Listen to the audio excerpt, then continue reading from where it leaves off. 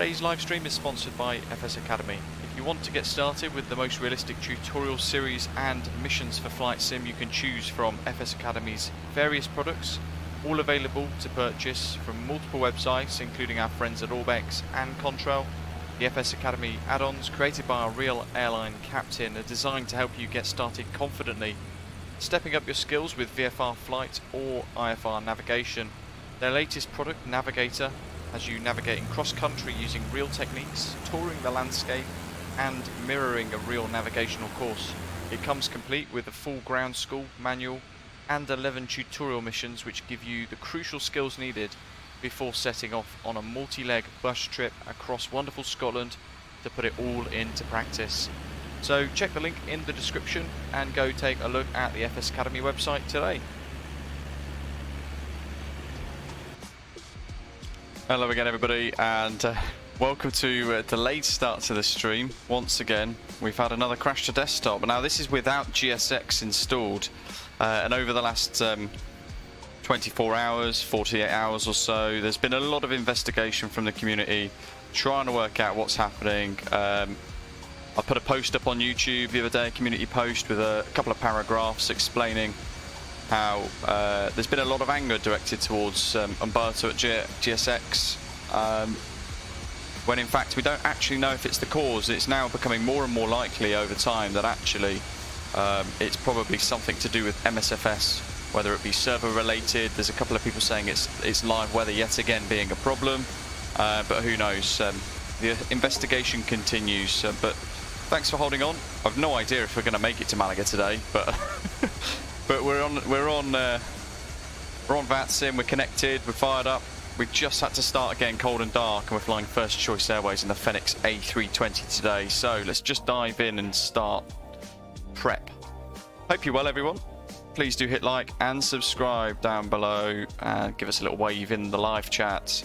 Where are we at here? We've got to start boarding. Mass and balance, it's in here, isn't it? Mass balance. We're going to resend the load sheet. Re-import from SimBrief, but interestingly, it didn't load in the ground services, our load sheets data.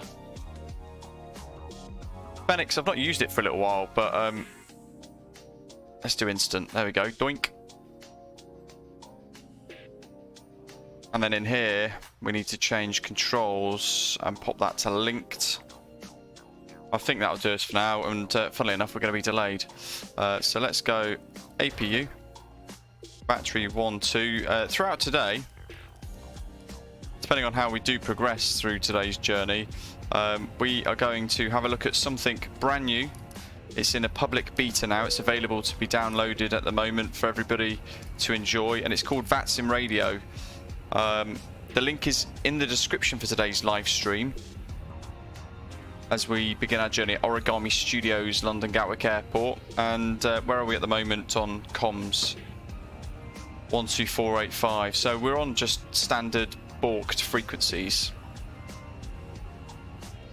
That's going to come in handy in a little while. Now, the first thing I need to do, frustratingly, I was just about to do this as well, because as you know, I've reinstalled my sim. So we need to, once more, recalibrate our throttles. So, thrust levers for idle aircraft in detent. Set thrust levers to max reverse.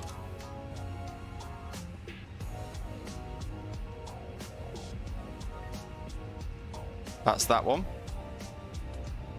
Set thrust levers to idle reverse.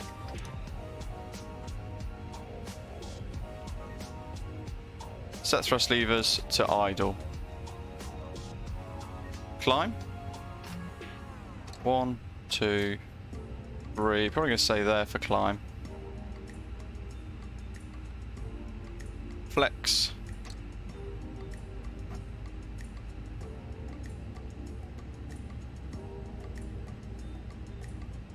Go with that, and then toga all the way at the top, and then we'll store that calibration.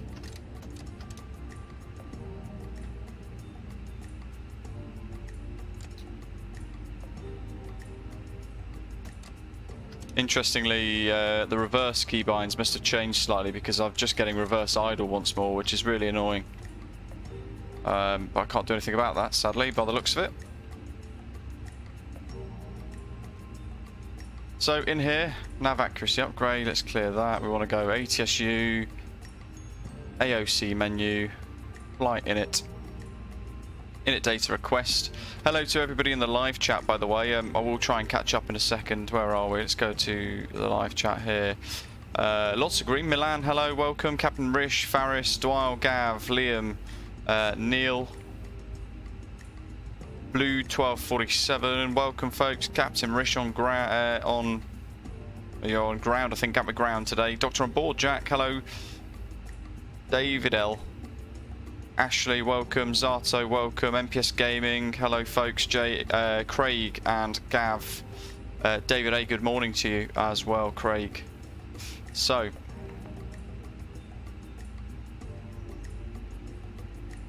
that's done. Now, interestingly, I clicked this a minute ago, and it kind of hung, like it didn't want to do anything. Aircraft position invalid. Oh, there we go, lovely. So I think we're still waiting for the IRS to align. Which is fine because we can't move yet anyway. We've still got quite a bit of prep to do. Cost index, we'll go for 30. Flight level 350 today.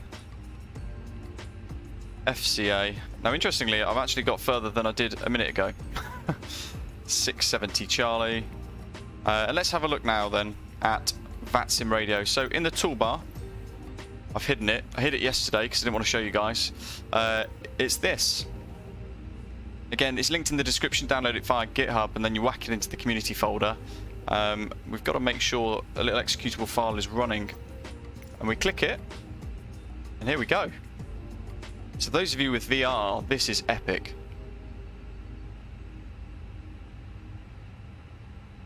So it displays all of the different controllers that are in and around the area, quite a distance, all the way up to Athens radar, Oslo approach, Polaris, Heathrow director as well. So we can scroll around and look at who we need to speak to.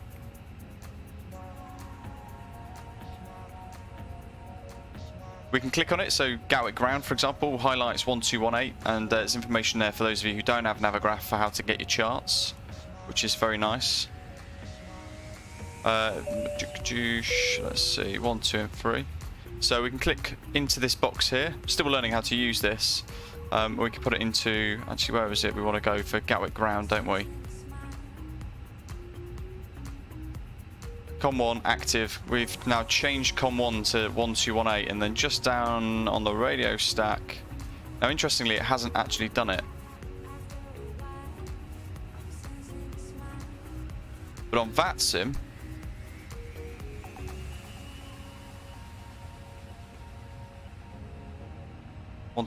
there we go, that'll do.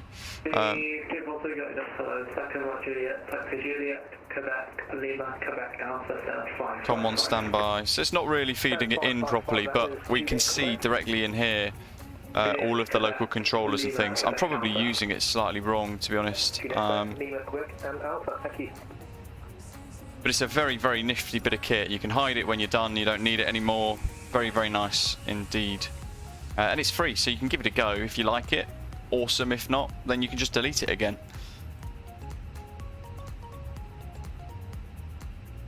Blue, exactly. Awesome for VR. Petter, hello to you. Well, actually, for tomorrow, I'm probably going to reinstall GSX, to be totally honest with you. I don't think it's GSX related. There is a lot more coming out now, surfacing, saying that there's wider issues with the MSFS servers. And that is causing the problems. Gatwick LMD. Knob number 1 mic, departure, 26 left is what we want. Oops. Is it knob number 1 X-ray? Is what I think we're going for.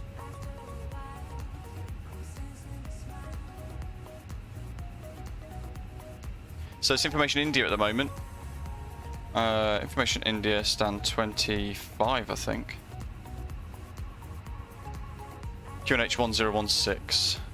But frustratingly, we've turned live weather off because apparently a lot of people have been saying that this has been causing the problems. So we have to fiddle around with this awful UI now to try and set it up similar to VATSIM. So 230 at 6 for the wind, 20 degrees Celsius.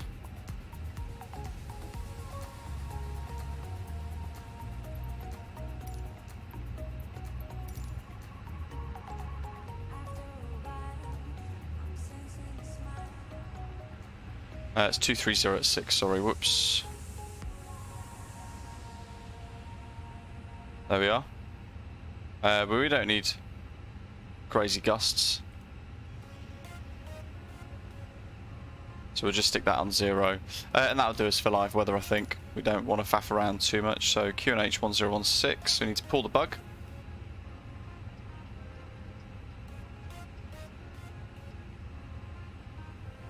I think it's it's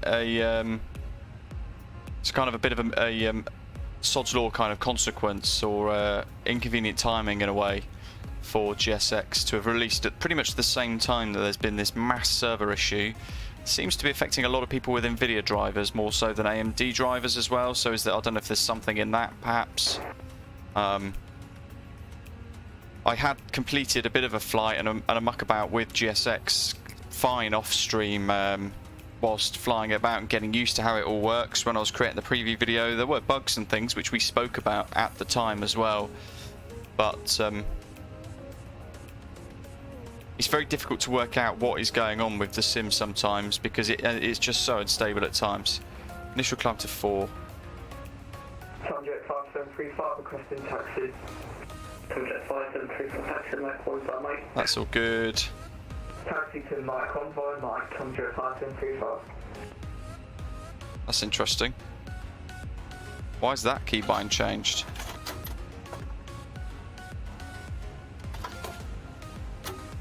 I think it's a server issue with the sim because I've just found weird. Some of my keybinds seem to be going a bit funky. Okay, let's get our clearance, shall we? Because we're falling behind. Oh, and we've got clearance delivery on now, 12195.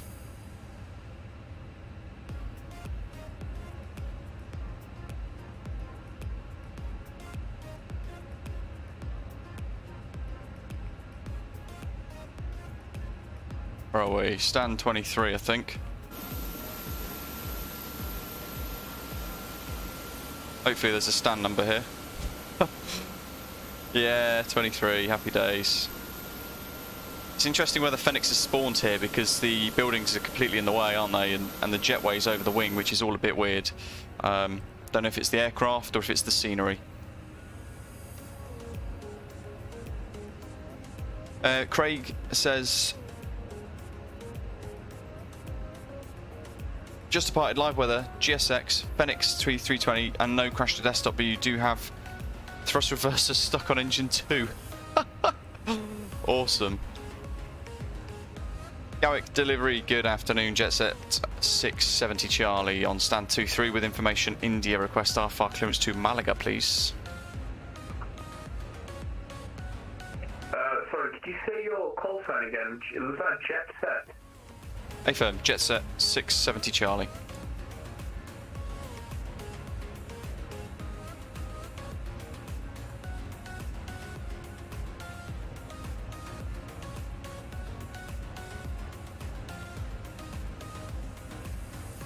Jetset 670 Charlie, cleared in Malaga, November 1 X-ray departure, squawk 7537. Cleared to Malaga, November 1 X-ray departure, squawk 7537, Jetset 670 Charlie. Jetset 760 Charlie, read back correct. 7537. Now interestingly, if we complete this flight today, the only variable is live weather that we've switched off. So if we get all the way to Malaga with no problem, I will say with confidence it's going to be a server issue, nothing to do with GSX.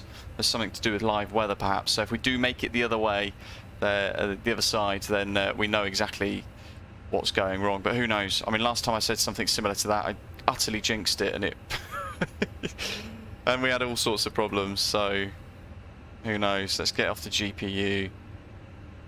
Let's just get rid of the chocks for now. We need our performance calculations, so actually, you know what? You're right there. 26 left, runway dry, flap, 1+F, packs on. Sync the load sheet, the final. We'll pull the weather data, and we'll hit calculate to get our V speeds. 151, 151, 153, 1/down 0.1, flex of 60, and about 1,200-ish.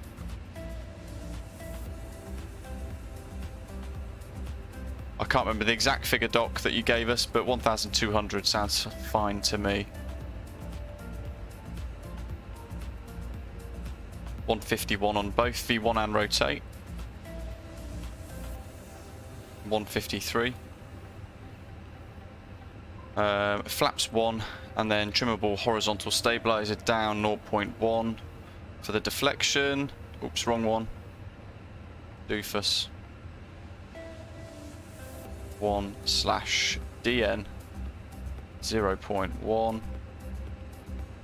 and flex 60 degrees for that slight derate. I think that is pretty much everything. We managed climb cost index 30. Init page, well, that's what we want to do now. Make sure we've got that in. Zero fuel weight, center of gravity. I mean, I'm getting some stutters, but then I do know that the Fenix is a bit heavy on performance on my rig, as it is for a lot of people as well. 59.2, 59.2, 31.3.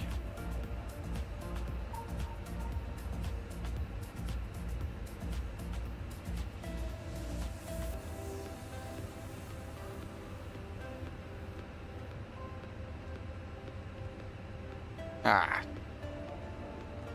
31. You can tell I've been in Boeing quite a lot recently, forgetting all these little things. There we are.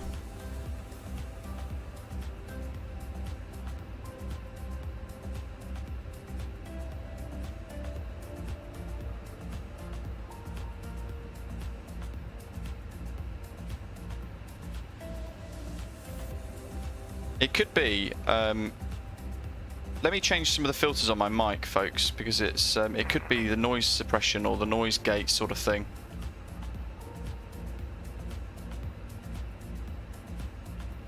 In short, maybe it's just not, maybe it's too sensitive.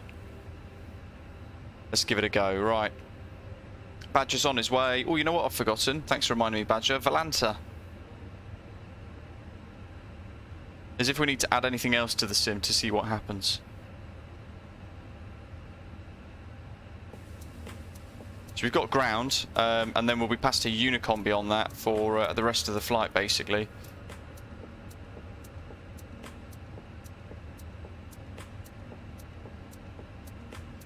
GOOAR for our reg. Let's hide Volanta, let's get it out of the way. Make sure we've got our Navigraph stuff ready to go, so we've pinned the charts.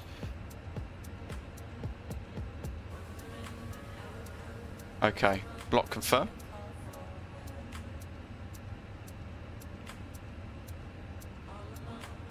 Okay, that's looking fine. We shan't faff too much with it. That's all looking good. Oops, they're all looking fine on the overheads. We've got those set as well. Should be auto-tuning some VORs, so let's whack them in anyway. Jet set 670 Charlie's fully ready. Jet set 670 Charlie, contact ground 121.8. Alright.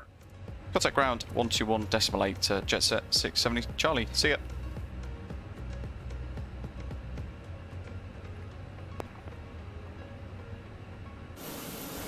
Won't be long, let's get our pushback.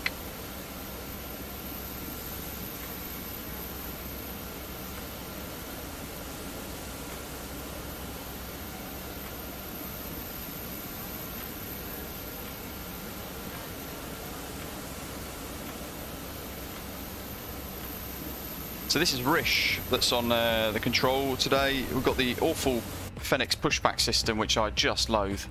That's all we've got today, though. We're kind of stuck with it, so it is what it is. So let's connect the tug. Gatwick ground, good afternoon. Jet set 670 Charlie, stand 23, request push start.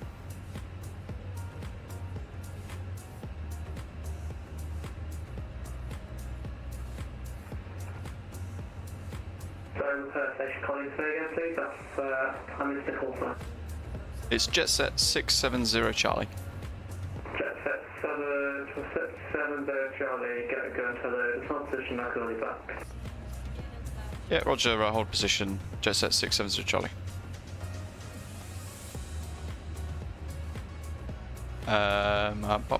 What was I going to do? Company messages, there we go.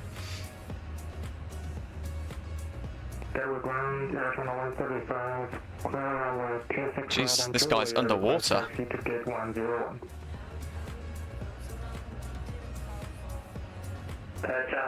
13, flight Gatwick ground, hello, taxi Juliet, taxi via Juliet to taxi Juliet to Quebec and Lima, parking stand 101. Juliet, Quebec, Lima, parking stand 101, channel 135.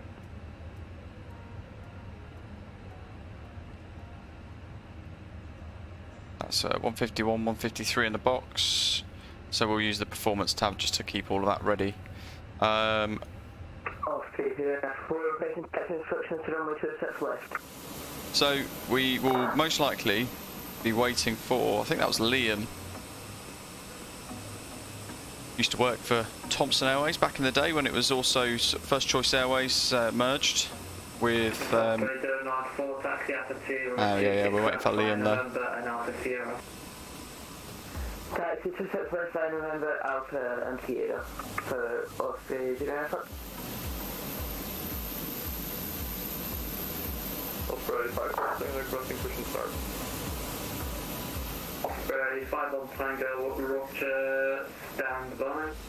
Sergeant 2262, you missed Quebec, so... So really the nose wheel should be where the main carriage is there, that's spot one. For some reason it's all up here.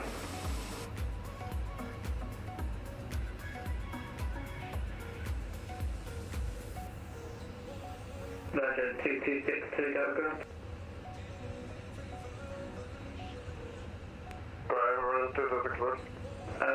You missed Quebec, so taxi Papa, hold short of Kilo.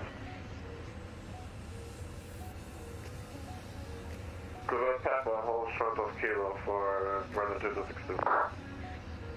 Make sure landing rate monitor's fired up for this, it is.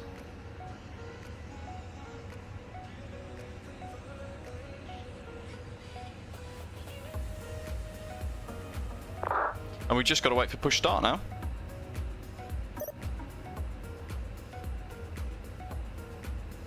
Osprey 094, you're the con 122, that's my goodbye. 122, that's my for Osprey 094, thank you. Who was that? What was your voice call sign?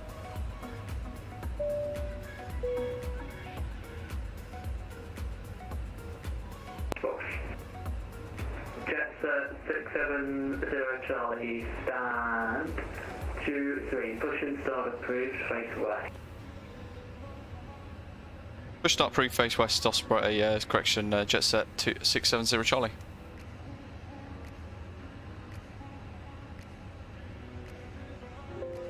Sergeant 2262, taxi via Kilo, hold shot Quebec. Okay, let's get park brake off. It is off. Make sure the beacon is on, it is on. We're going to start pushback. And I always stuff this up, but I'll give it a go.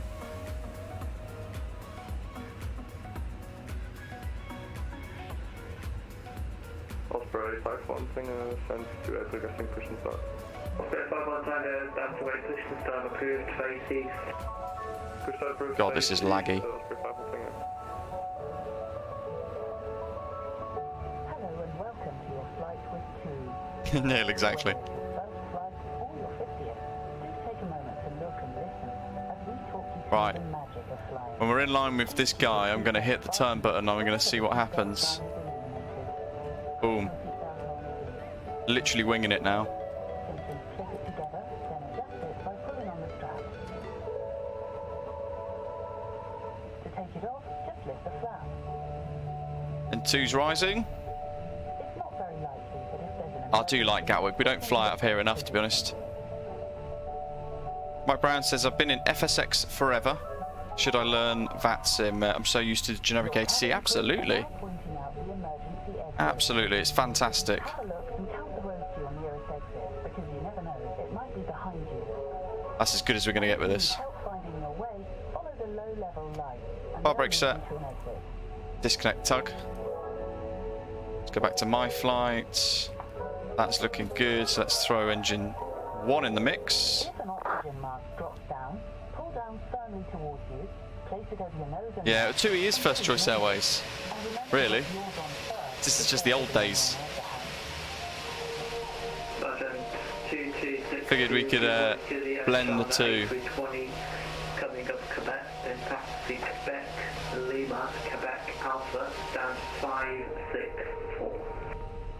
You can find a life jacket by With Canada 320 and then taxi Quebec, Lima, Quebec Alpha for your head, for Air Canada to 62 heavy. tie it in a double bow. I've fiddled around with a couple of new When you pull sharply on custom the views again. For more information on the type of life jackets and oxygen, I'm touch wood. I actually think it's live weather related. Vacated on to Juliet. be sure to wait until Fine, sadly, yeah. Hello, welcome to Gatwick. Taxi Juliet, Quebec, Lima, Quebec Alpha, stand 552. smoking, including So we're expecting taxi Kilo November, Lima, Quebec Alpha, stand 562, is it all mobile phones, Alpha November, My bus 552 via Juliet. or Alpha Sierra, Alpha need to be swift 2, to Juliet, Quebec Lima, is it runway 26 left. in front of you or in the overhead compartment. Jet set 670 Charlie, request taxi. Sometimes things in the overhead compartment can move around during the flight, so be sure to avoid a bump on the head by opening them carefully. That's 670 Charlie, taxi S326 left via November and Alpha Sierra. Taxi hold point 26 left via November and Alpha Sierra, jet set 670 Charlie. Your window blind is up or clear and your tray table is stowed away. For more Osprey, information on requesting safety procedures, have a look at the statement. Osprey 5 Tango, taxi Juliet. Just sort this. Mike 1. Pay special attention to the exit. Just gonna come to a stop a second, and I'm just gonna wiggle the rudders a little bit, and I'm gonna do some control surface checks as well. Discover your smile.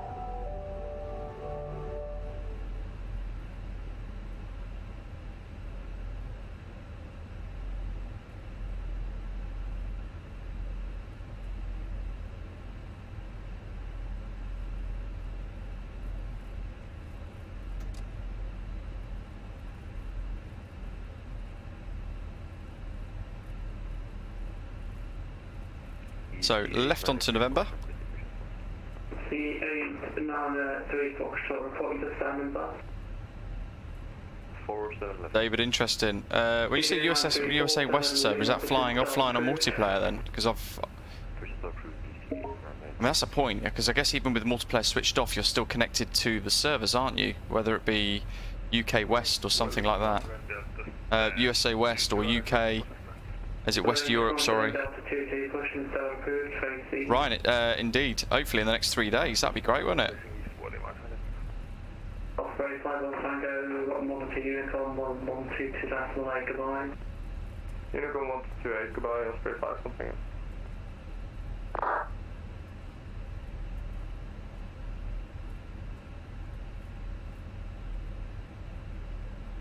Let's get the spoilers arms. They're all green for the flaps and slats, so we'll press the takeoff config test, and that's shown as normal now as well. So, try for the crew.